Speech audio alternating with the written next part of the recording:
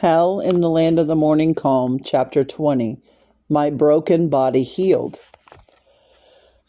I was up in Wisconsin in meetings in May of 1960. The meeting had been going on for a while and we took a day off to rest. I was driving south on Highway 51 at about 3:15 p.m.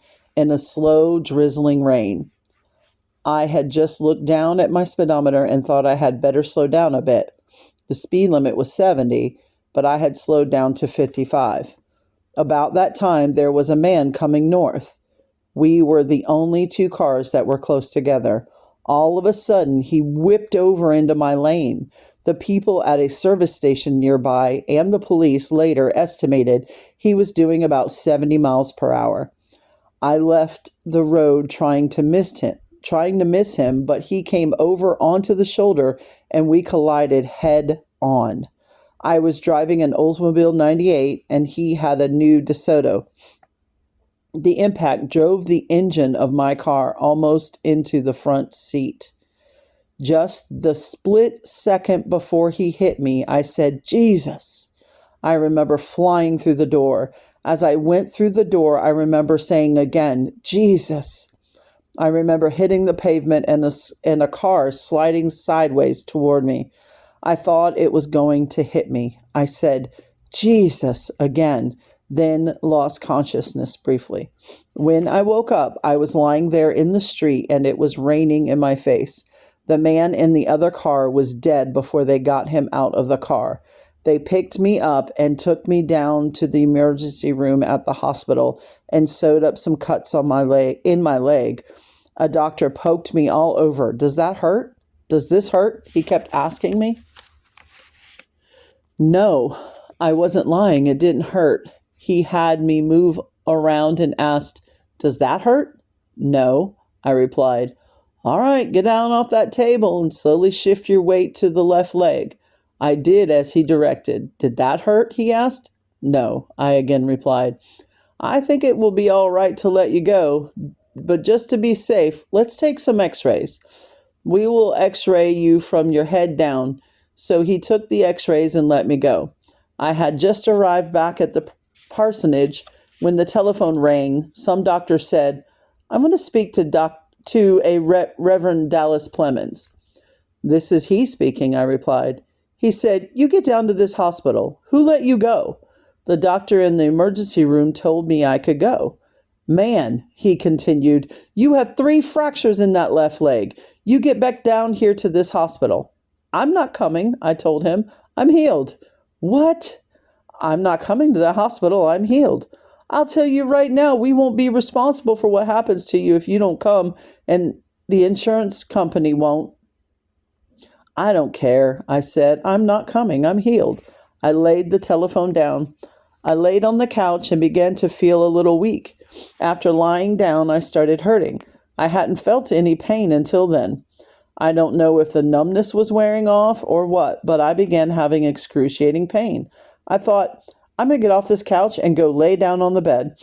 I will be more comfortable in there. I tried to get up, but couldn't. I couldn't move. I could move my hands, but I couldn't get up. The pastor and his family pleaded with me to go to the hospital. "I'm not going," I told them. "I have preached healing for years, and it is true. This is as good a time as any to prove it."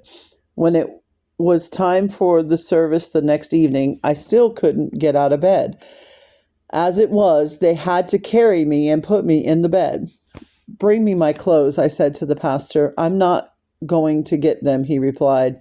There was no convincing him otherwise. He said, "I will go over and tell them what's happened. Most of them already know because it's been on television. The man in the other car was killed. Everybody probably knows, but some will likely show up for church," and he left. I saw a friend of mine, Wes, pull up outside. Wes was a pastor's son from Plainfield, Wisconsin. "Wes," I yelled to him out the window, "come in here." When he came in, I asked him to get me my clothes. He looked at me and said, "Dal, can't you get them yourself?"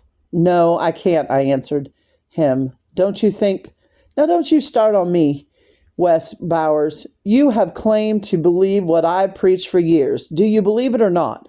"Well," he said, "the Bible does say you are healed, doesn't it?" "It sure does. Give me my clothes." He got my clothes and helped me get dressed. I could walk when he got me to my feet, but I had to just creep along, just slide my feet. They carried me up the steps into the church. My friends began to gather around.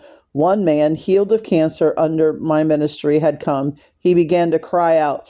"Oh, folks," he said, "folks, gather round. Let's pray for God to heal Brother Plemmons." "Don't you do it," I told them. He looked shocked. "What?" He said. "No, sir, don't pray for God to heal me. I am healed." "Brother Plemmons," he asked, "if you are healed, why are you walking like this? If you want to pray for God to limber up these old limbs and take the symptoms away. But I'm healed. I claim it and it's mine." About this time, the pastor and two men came carrying out one of these big reclining easy chairs. "All right, Brother Plemmons," he said, "you can just lay right back here on this. We'll just set it at an angle enough so that you can see the congregation." "I'm not going to do any such thing. I am going to stand behind this pulpit."